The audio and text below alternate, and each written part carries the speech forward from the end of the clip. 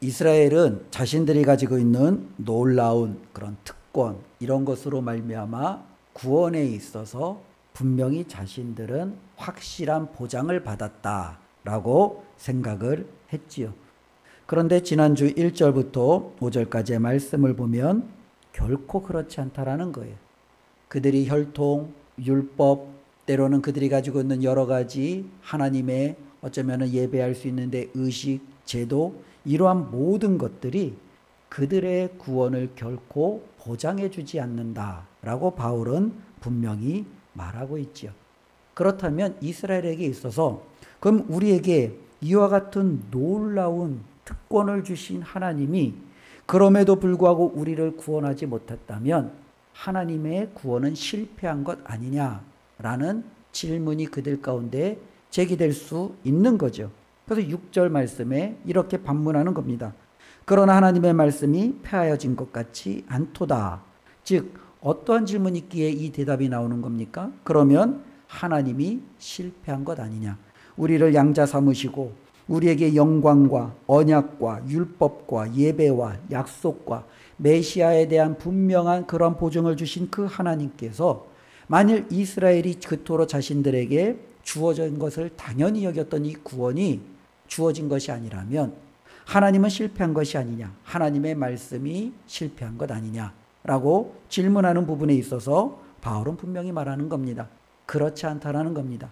하나님은 결코 실패하지 않으셨습니다. 하나님의 말씀이 폐하여지지도 않았습니다. 라고 바울은 다시 한번 분명하게 선언을 합니다. 그렇다면 왜 이스라엘 백성은 자신들이 하나님의 백성, 하나님의 자녀다라고 하면서 그들은 그렇게 많은 특권에도 불구하고 그들 중 대다수가 예수 그리스도를 거부하고 복음을 거부하고 하나님께서 그들에게 주시고자 하는 그 놀라운 구원의 은혜에 제외됐느냐라는 질문이 다시금 남게 되는 거죠. 도대체 하나님의 이 구원, 하나님께서 주신 이 놀라운 이 복음을 그들은 왜 받아들이지 않고 거부했는가라는 부분이에요. 어쩌면 로마서 9장은요, 그 부분에 있어서 저와 여러분들에게 굉장히 중요한 하나님의 주권에 대한, 구원에 대한 하나님의 놀라운 하나님의 그 계획과 하나님께서 이 모든 것을 주관하고 계심에 대해서 다시 한번 분명하게 선언해주고 있다라는 거예요. 우리가 자꾸 착각하는 게 있어요. 우리는 구원은요, 우리가 가지고 있는 무엇 때문에 하나님이 우리를 구원하셨다라고 생각하는 경우들이 종종 있다라는 거예요. 하물며 우리가 조금 더 극단적으로 이야기하면 이런 부분이에요. 내가 믿어서 하나님이 나를 구원하셨다. 이것이 옳지만 또 한편으로는요, 이것이 우리에게 있어서 믿음이라는 행위가 나에게서부터 출발했기에 내가 믿었으니 하나님이 나를 구원하셨어 라는 자신의 행위의 근거로 우리가 믿음을 들 수 있다라는 거예요. 그런데 성경은요, 이 믿음의 이 행위 자체도 하나님이 주신 은혜에 기반하는 것이지 이것이 우리의 어떤 공로, 우리가 행했던 어떤 그런 토대 위에 하나님 앞에 주님, 내가 그래도 이러하니 하나님 앞에 선택받고 구원받지 않겠습니까? 라는 제시될 수 있는 그 어떠한 근거도 되지 못한다라는 거예요.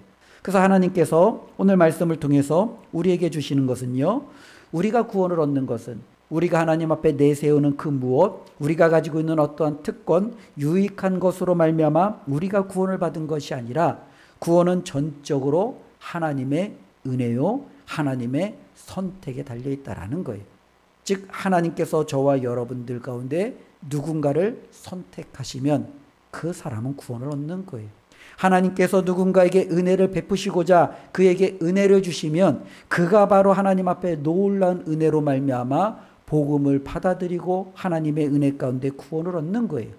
하나님의 선택과 은혜가 아니고는 그 어떠한 것도 우리가 하나님 앞에 내세울 것이 없다라는 것을 성경은 우리에게 계속적으로 보여주고 있다라는 거예요.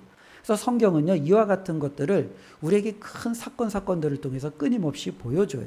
하나님께서는요, 온 세상이 죄로 만연했을 때 오직 노아와 그의 가족만을 선택하세요. 그들이 잘나서 선택한 게 아니에요.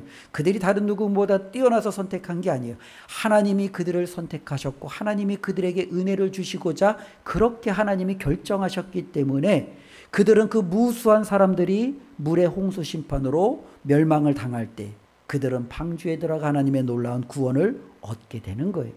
이스라엘 백성이 하나님의 앞에 놀라운 특권을 가졌음에도 그들은 바알을 섬겼고 아세라를 섬겼고 그들은 하나님을 떠나 정말로 세상이 추구하는 것들을 추구하다가 하나님의 진노를 받게 되었죠.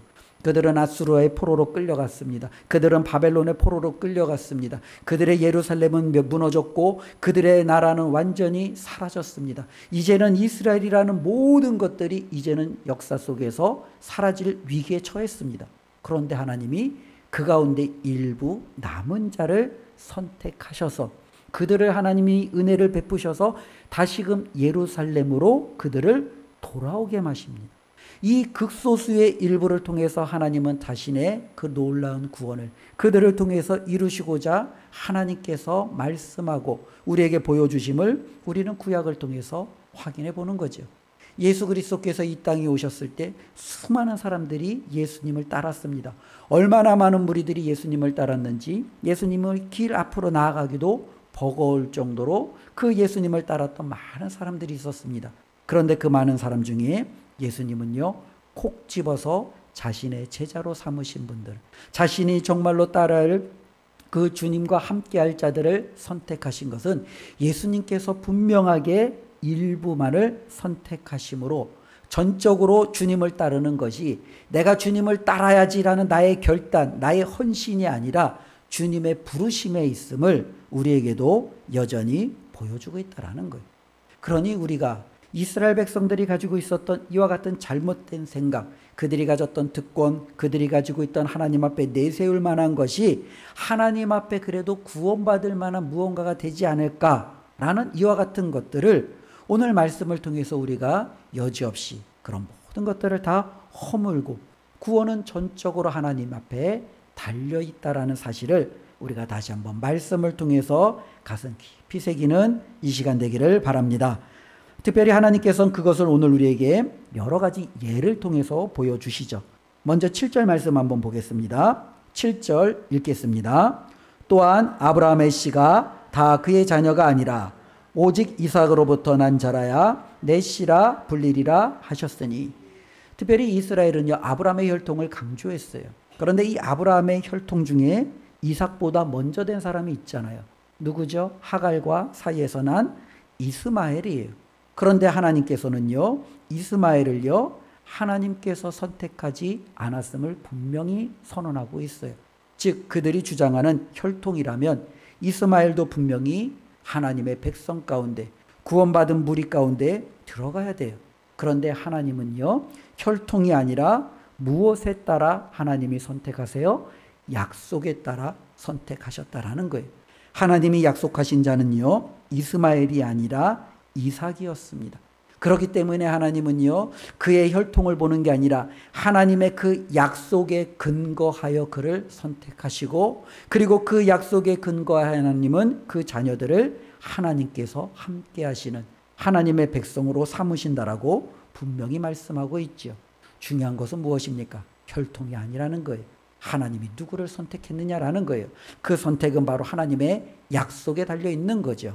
특별히 13절 말씀은 이 부분을 한 계단 더 깊이 들어가죠. 우리 13절 말씀 함께 읽습니다. 기록된 바 내가 야곱은 사랑하고 에서는 미워하였다 하심과 같으니라. 특별히 이삭에게는요, 자녀가 있었죠. 근데 이삭에게서 난 그 두 자녀는요, 쌍둥이였어요.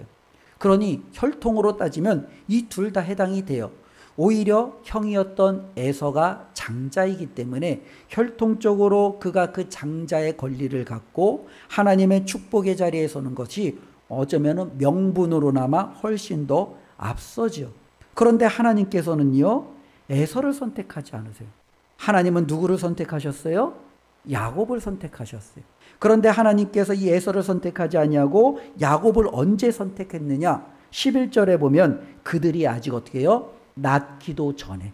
하나님께서는 이미 그들이 태어나기도 전에 그 둘째 야곱을 통하여 하나님의 구원을 이루시겠다라고 하나님은 이미 그와 같은 선택을 행하셨다라는 거예요. 그들이 태어나기 이전이니까 이 에서나 야곱은 어떠한 선도, 어떠한 악도 행하지 않았어요. 그들에게는 그 어떠한 것도 하나님 앞에 내세울 만한 것이 아무것도 없었어요.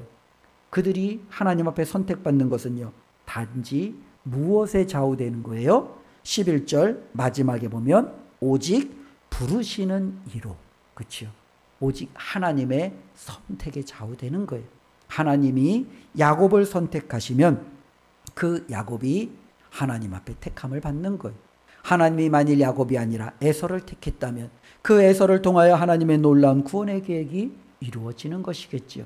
즉 우리가 바라보는 놀라운 것은 하나님께서 실패한 것이 아니라 하나님께서 인류를 향한 그분의 구원의 계획은 이스라엘 백성들이 오해하고 있었다라는 거예요. 그들은 자신들에게 성전이 있고 성막이 있고 혈통이 있었고 율법이 있었고 예배의식이 있었으니까 당연히 우리는 하나님의 구원에 포함되었어 라고 생각했는데 이게 바로 오해라는 거예요. 하나님은요, 한순간도 그와 같은 것들을 통해서 누구를 택하지 않았다라는 거예요. 하나님의 택함은요, 그들이 가지고 있는 그런 조건이 아니라 하나님께서 노아를 그 수많은 사람들 가운데 부르셨어요.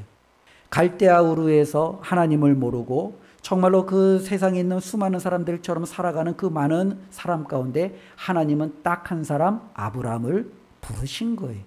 하나님께서는 이스라엘 백성이 모든 포로로지로 끌려가 이제는 모든 소망을 잃었던 그때에 그들을 정말로 그 가운데서 부르셔서 예루살렘으로 하나님은 두시는 거예요.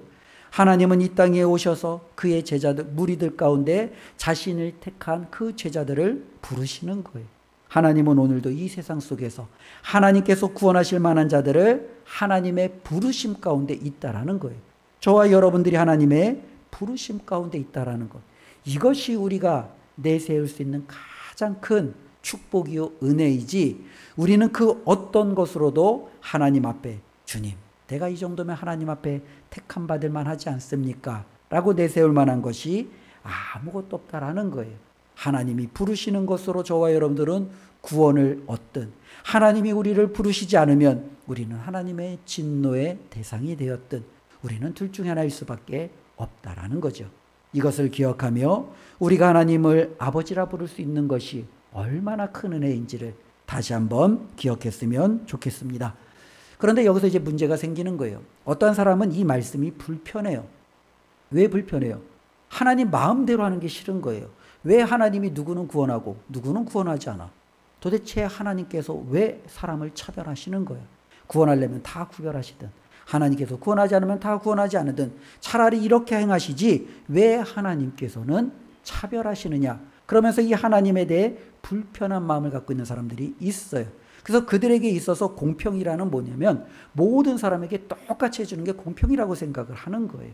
근데 이와 같은 것이 우리의 삶의 현실 속에서도 굉장히 모순되는 하나의 표현이죠. 그런데 그들은 이 모순되는 표현을 하나님 앞에 그렇게 그냥 적용해 버리는 거예요. 하나님이 이삭을 선택하고 이스마엘은 선택하지 않고, 하나님이 야곱은 선택하고 하나님이 에서는 선택하지 아니하고, 특별히 하나님은 바로는 더욱더 완악하게 만들고, 이 모든 것들 이렇게 하나님의 자의대로 하나님의 뜻대로 행하는 것이 불공평한 것 아니냐라고 생각하는 사람들이 있다라는 거죠. 14절 말씀에 보면 그래서 어떤 이들은 이렇게 말하는 거예요. 우리 14절 읽겠습니다. 그런즉 우리가 무슨 말을 하리요? 하나님께 불의가 있느냐? 그럴 수 없느니라. 그렇죠. 하나님이 불의하다라고 생각하는 사람들이 있죠. 그런데 바울은요, 하나님이 그러면 정말로 불의하시느냐라고 질문하며 그 대답은 결코 그럴 수 없다라고 말하며 그럴 수 없는 이유를 18절까지 설명해 주고 있다라는 거예요. 다시 한번 바울이 여기서 강조하는 것은요, 15절 말씀 한번 읽어보겠습니다. 모세에게 이르시되 내가 국률이 여길 자를 국률이 여기고 불쌍히 여길 자를 불쌍히 여기리라 하셨사니, 바울은 다시 한번 하나님에 대해 불의하다라고 생각하는 그들에게 정말로 그들이 잘못 오해하고 있는 것들을 붙들어 주고 있는 거예요. 그들이 생각할 때 하나님이 베푸시는 이 구원이라는 것은 누구를 선택하고 누구를 선택하지 않을 때 모두가 이 구원을 받을 만한 자격이 있다라고 은연중에 그들은 생각하고 있다라는 거예요. 구원이라는 것 자체가 전적으로 하나님께 달려있다라는 생각을 그들은 하고 있지 않아요. 그들은요, 이 구원은요, 하나님께서 누군가에게 주실 때 그것을 받을 만한 자가 받을 수 있다라고 생각을 하세요. 이 구원이 전적으로 하나님의 택하심에 있다라고 생각하지 않다라는 거예요. 그래서 그들은요, 이렇게 오할 수 있지요. 구원을 받은 것 자체가 어쩌면 그들에게 이것이 좀 당연한 거예요. 내가 구원받을 만한 어느 정도 무언가가 있기 때문에 하나님께서 나를 구원하셨겠지라고 그들은 그렇게 생각할 수 있다라는 거예요. 그러면서 그들은 말하는 거예요. 그렇다면 저 사람은 왜 구원받지 못했느냐? 자꾸 그렇게 생각을 하는 거예요. 그런데 문제는요, 우리가 여기서부터 오해가 있다라는 거예요. 우리가 구원받을 만한 그와 같은 자격이 있나요? 우리는 없어요. 그나 나나 똑같아요. 그도 하나님의 진노의 대상이고 저와 여러분도 하나님의 진노의 대상이에요. 우리는 이미 죄를 지었고 이 죄에서 우리는 벗어날 수밖에 없고, 로마서가 앞에 계속적으로 말씀한 것처럼 율법을 가진 자나 율법을 갖지 않은 자나 우리는 이미 그 죄의 삭신 이 사망이 우리를 뒤덮고 있고 하나님 앞에 내세울 것이 아무것도 없다라는 거예요. 그러니 누구나 하나님의 이 진노를 받아도 우리는 하나님 앞에 그 어떤 항변할 것도 없어요. 근데 이제 질문을 다르게 해야 되죠. 나는 구원받았는데 왜 쟤는 구원받지 못했나? 이 질문이 아니죠. 쟤와 내가 똑같이 멸망받을 수밖에 없는데 어떻게 나는 구원을 받았지? 이 질문을 해야 되는 거죠. 그렇죠? 내가 구원받았는데 저 사람은 왜 구원받지 못했을까가 아니라 어쩌면은 저와 내가 똑같이 하나님의 멸망의 진노의 대상이었는데, 그리고 나는 아무 소망이 없는 자였는데 어떻게 내가 하나님 앞에 구원을 받게 되었지? 라는 질문이 되어야 된다라는 거예요. 그렇다면 바로 저와 여러분들은 어떻게 구원을 받고 하나님 앞에 선택을 받고 놀라운 하나님의 은혜를 받게 되었습니까? 바울은 계속적으로 말하는 거예요. 하나님이 그 많은 사람들 가운데 저와 여러분들에게 긍휼을 베푸셨기 때문에, 저와 여러분들을 선택하셨기 때문에 하나님의 놀라운 그 주권으로 말미암아 우리에게 주시는 은혜임을 다시 한번 강조하고 있습니다. 바울은 이 부분을 계속적으로 반복해서 강조하고 있는 거예요. 우리 16절 말씀 한번 읽어보겠습니다. 함께 읽습니다. 그런즉 원하는 자로 말미암음도 아니요 다른 박질하는 자로 말미암음도 아니요 오직 긍휼히 여기시는 하나님으로 말미암음이니라. 많은 사람들이 구원을 원합니다. 많은 사람들이 다시 한번 영생을 원합니다. 그 원한다고 그들에게 구원이 주어지느냐? 그렇지 않아요. 어떠한 사람들은 자신들이 원하는 것을 위하여 열심히 달려갑니다. 정말로 힘을 다하여 애를 씁니다. 힘을 다하고 열심을 다한다고 그들이 원하는 그 구원을 얻습니까? 못 얻는다라는 거예요. 오직 하나님, 긍휼히 여기시는 하나님의 선택에 구원이 주어져 있다라는 거예요. 그러니 저와 여러분들이 하나님의 이 주권에 대해서 우리가 항의할 수 없다라는 것이 이 바울이 계속적으로 강조하고 있는 거예요. 근데 바울은요, 이 부분을요, 조금 더 확실하게 우리에게 거듭해서 말씀해 주고 있습니다. 바로 19절 말씀인데요. 19절 말씀 한번 읽겠습니다. 혹 내가 내게 말하기를 그러면 하나님이 어찌하여 허물하시느냐? 누가 그 뜻을 대적하느냐 하리니. 야, 어떠한 사람들은 이렇게 말하는 거죠. 야, 하나님께서 구원할 자를 구원하고 내버려둘 자를 내버려두고 모든 것이 하나님의 마음대로 하신다면 우리는 로봇 아니야. 우리가 그렇다면 하나님 앞에 도대체 무슨 말을 해? 하나님이 자기 마음대로 한다면 우리는 할 말이 아무것도 없지. 이 불공평하다고 해도 우리가 그 하나님 앞에 대적할 수 없는 것 아니야. 이것 자체가 불공평한 것 아니야. 라고 말하는 사람들이 여전히 있다라는 거예요. 그때 바울은요, 다시 한번 20절, 21절을 통해서 말합니다. 우리가 이와 같은 질문을, 하나님을 향하여 이와 같은 반응을 보이는 데는요, 하나님에 대한 제대로 된 인식이 우리 가운데 없기 때문에 그래요. 우리가 하나님 앞에 이와 같은 질문을 하는 이유는 하나님이나 나나 별 차이가 없다라고 생각하는 마음이 은연중에 있어요. 하나님의 공의로움과 나의 공의로움은 차이가 없는 거예요. 하나님의 능력과 내가 가지고 있는 능력이 차이가 없는 거예요. 그러니 자꾸 나의 기준을 가지고 그 하나님을 판단하는 거예요. 내가 하나님이라면 난 그렇게 하지 않을 텐데, 내가 만일 전능자라면 나는 그렇게 하지 않을 텐데, 왜 하나님은 그렇게밖에 하지 못하나? 왜 하나님은 그것이 전부인가? 왜 하나님은 그것이 정말로 자신의 한계로 정말로 나타난가? 나는 그 하나님이 어떻게 해요? 너무 답답하다는 거예요. 그 하나님이 너무 불공평하다라는 거예요. 그렇게밖에 하지 못하는 그 하나님이 나는 너무나도 마음에 들지 않는다라는 거예요. 사람들은 하나님을 은연중에 자기랑 하나님이랑 별반 차이가 없다라는 이와 같은 가정 속에서 하나님의 구원에 대해서, 하나님의 선택에 대해서, 하나님이 우리에게 역사하시는 이 모든 하나님의 그 뜻에 대해서 이렇게 반문하고 그들은 하나님을 공격하는 거죠. 20절에 바울이 그들을 향하여 이렇게 말합니다. 우리 20절 한번 읽어보겠습니다.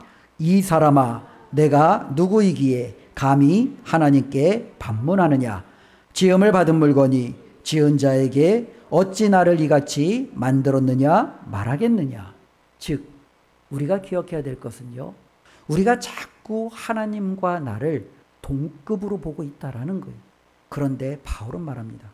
그러한 질문을 하는 너야말로 하나님과 너가 정말로 같은 선상에 있다라고 생각하느냐?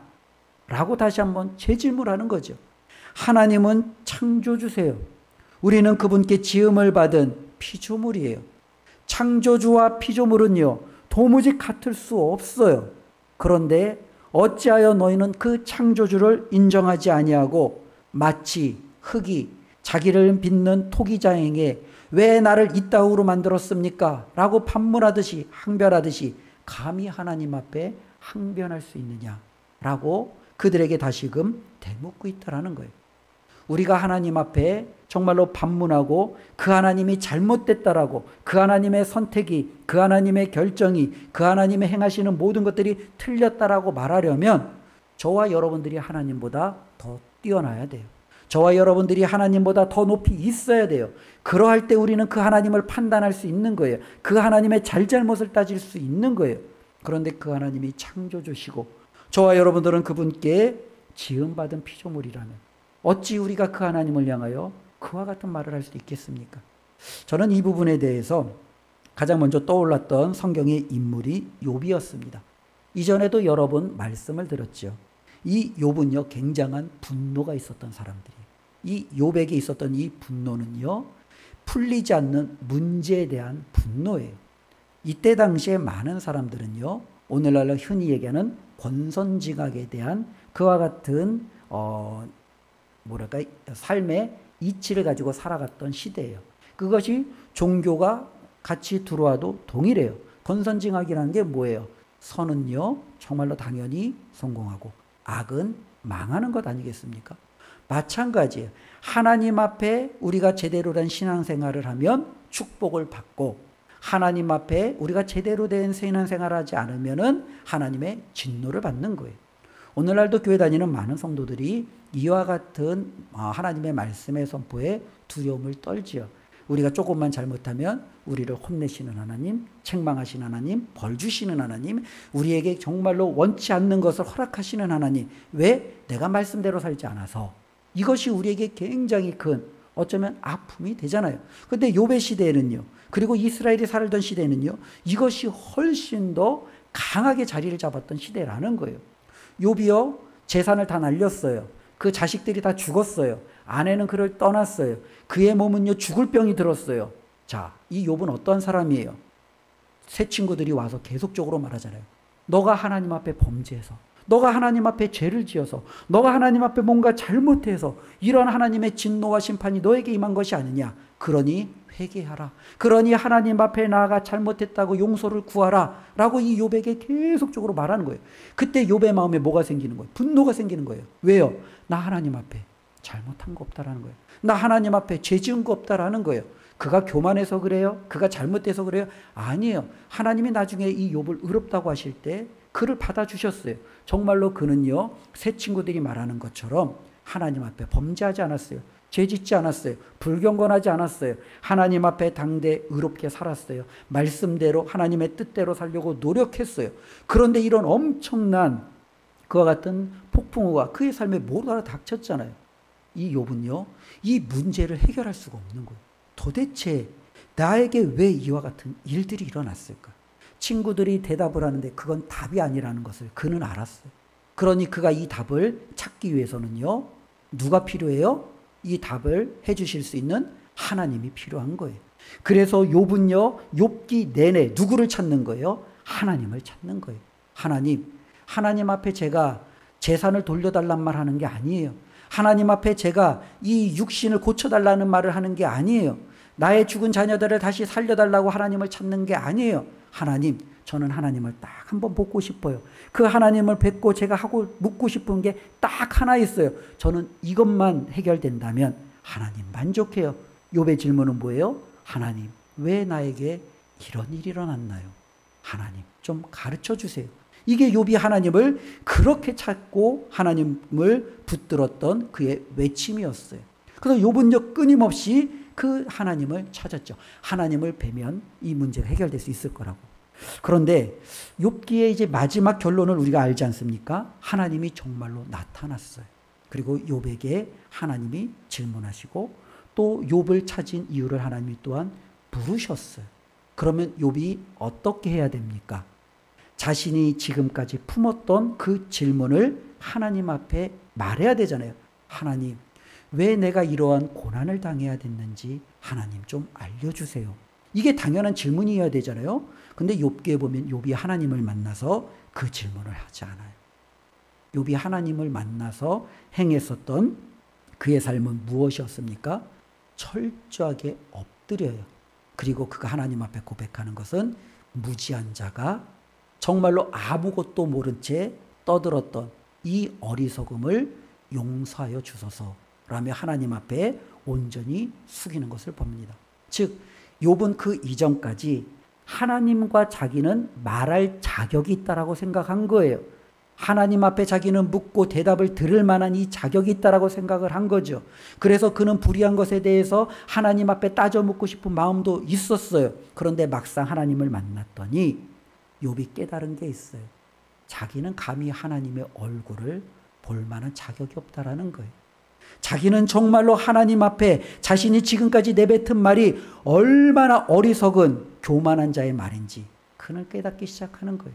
하나님을 보는 순간 그는 모든 것들이 여지없이 허물어지는 거예요. 창조주 앞에서 자신의 얼마나 연약하고 나약함을 절실하게 깨달은 그는요, 하나님 앞에 그 아무것도 내세우지 못하는 거죠.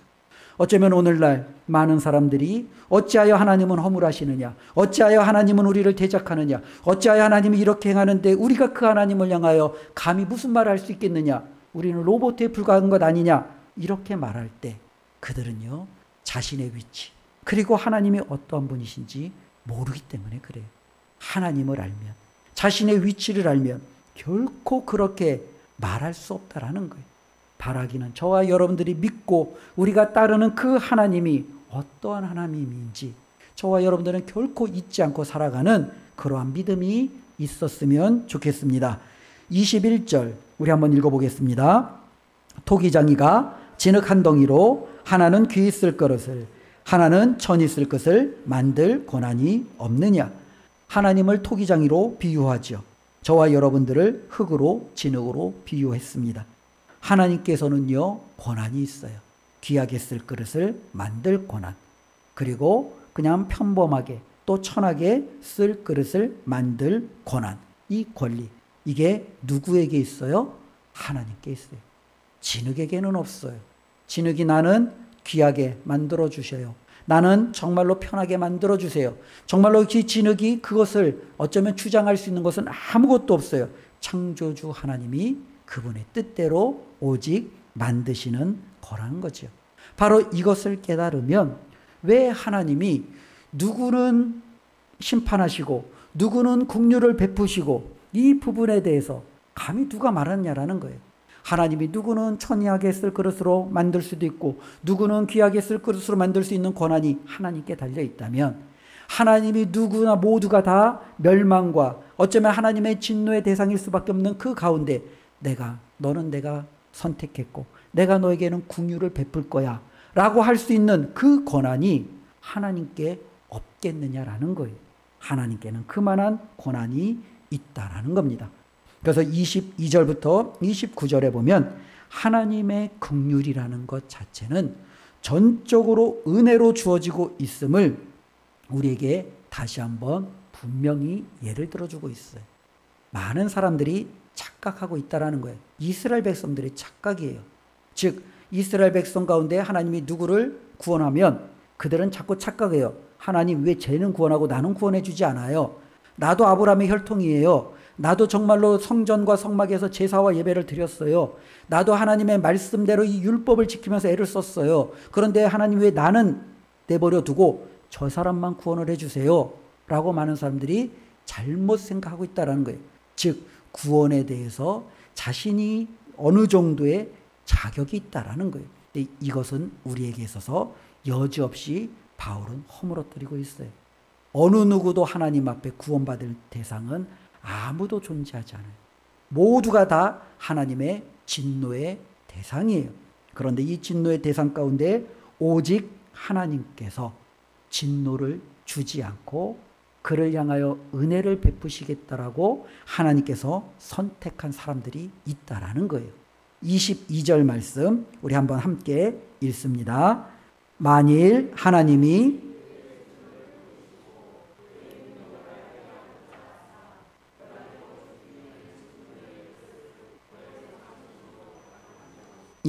하나님께서 진노를 보일 그릇에게 진노를 내리시면 돼요.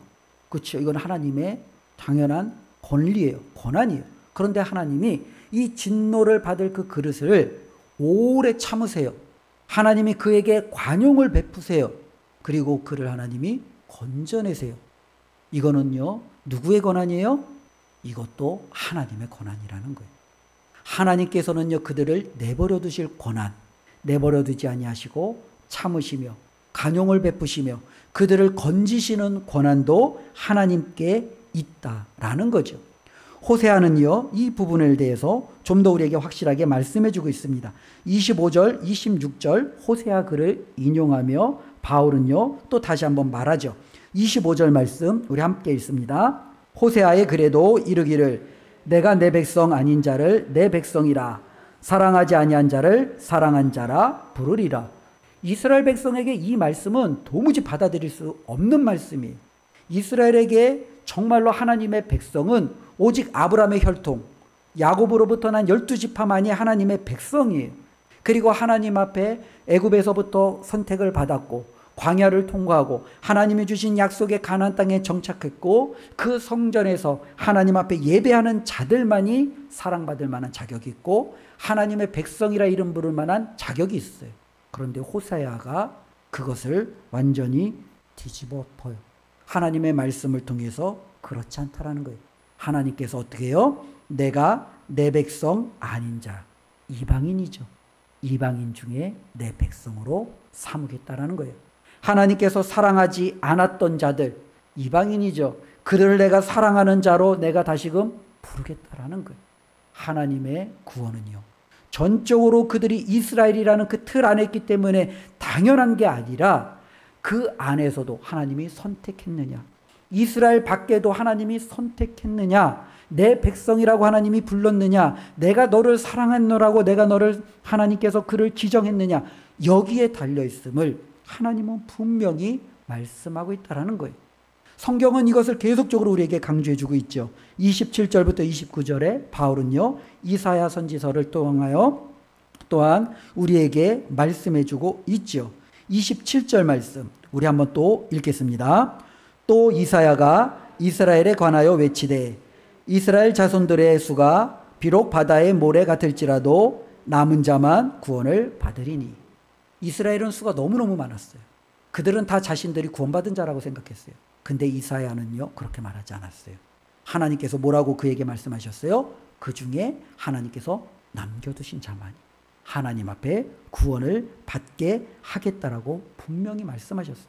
그래서 그 남은 자들만이 다시금 예루살렘으로 돌아오는 거예요. 엘리야 시대에도 하나님께서 이 엘리야가 하나님을 향하여 한탄하는 소리를 들으시죠. 주여 모두가 바알에게 무릎을 꿇고 오직 저만 남았습니다. 그때 하나님이 뭐라고 말해요? 아니다.